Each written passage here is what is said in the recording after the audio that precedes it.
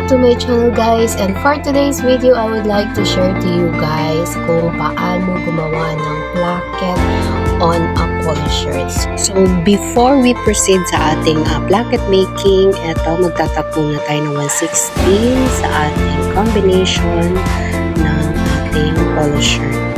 So this is 1/16 top stitch.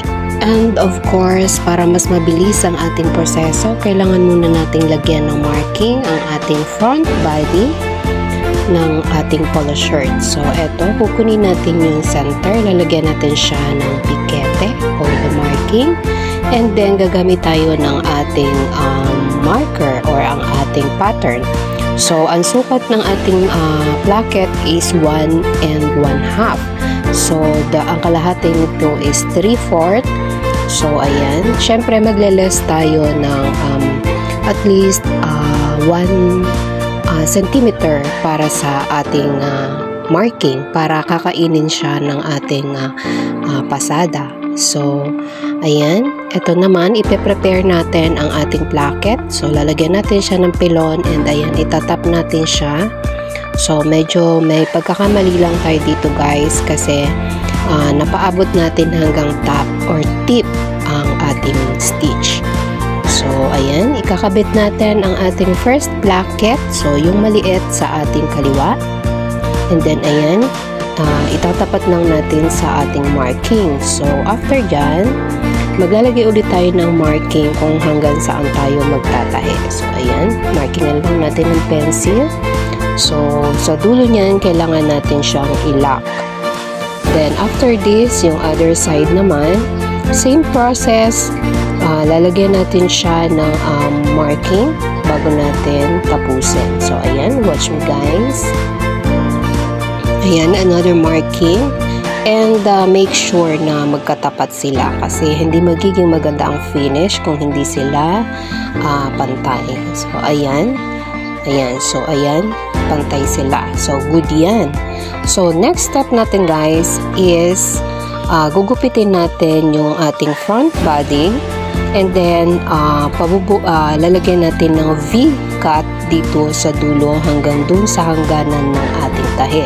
But make sure na hindi natin mapuputol ang dulo ng sinule dahil ito ay matatastas. So, now naman, ating itatop stitch yan, another 1/16 top stitch. So, pero hindi natin siya isasagadan sa kanyang pinakataas para sa kanyang attachment ng collar. So, same process tayo sa kabilang side. Ayan, ipapaloob lang natin yung tahi sa loob para hindi siya matastas. And this is the struggle guys, ang pagsulot ng sinuded. Ayan. So, lumabo na ang mata ng inyong simplomita. Ayan, hindi na tayo 20/20 vision. So, ayan, same process guys.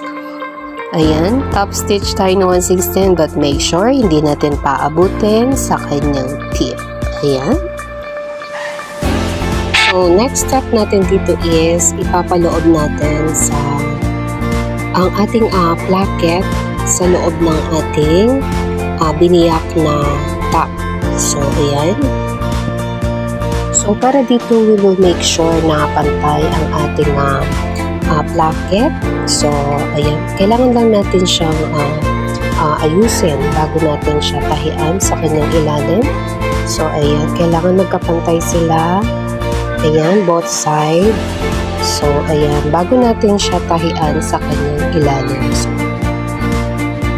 So, eto guys, natahinan natin yung ilalim and sa ibabaw niya meron tayong top stitch and meron siyang box. Ayan. So, ito na natin makikita. So, eto na ang ating finished product. So, this is it guys. Ito na ang ating placket. So, sa ibabaw niyan ay ang ating ohales o yung susuotan ng butones and dyan sa ilalim naman lalagay ang ating butones. So, kung nagustuhan niyo ang ating video guys, please subscribe, like, and share ang ating video. And don't forget to click the notification bell para lagi kayong updated sa ating mga upcoming videos. And comment down below kung ano man po ang inyong thoughts sa ating video.